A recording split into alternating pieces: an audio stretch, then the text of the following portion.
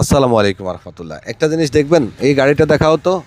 দেখো দেখো, একটা গাড়িকে কতজন মানুষ দেখো ঘিরিয়ে ধরছে, দেখো কতগুলা মানুষ। দেখেন এইখানে এখন দামামে 5টা 3। দেখেন শুধু দৈনিক হাজিরায় কাজ করার জন্য মানুষ কীভাবে দাঁড়িয়ে আছে। এই দৃশ্যটা দেখার পরে আমার উত্তরবঙ্গের মঙ্গার কথা মনে পড়ে গেছে। মঙ্গা খেয়াল আছে? মঙ্গা হয়তো এখন তেমন একটা মঙ্গা মানুষ চিনবেন না। মানুষ কাজের জন্য বিভিন্ন জায়গাতে ঠিক এভাবে দাঁড়িয়ে থাকতো। আর এটা ছোট্ট ডেমো দেখাইলাম, এখনও কিন্তু মানুষ আসে নাই। যখন মানুষ আসবে এখানে ফুল হয়ে থাকবে। একটা গাড়ি দাঁড়ালেই 50 60 70 জন একসাথে আসি ঘিরে ধরবে শুধু কাজে যাওয়ার জন্য। এরা সবাই দৈনিক হাজিরাতে কাজ করার জন্য দাঁড়িয়ে থাকে।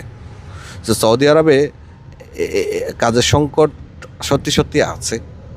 তবে এরা যারা দাঁড়িয়ে থাকে না, এরা সবাই প্রফেশনাল কাজ করে।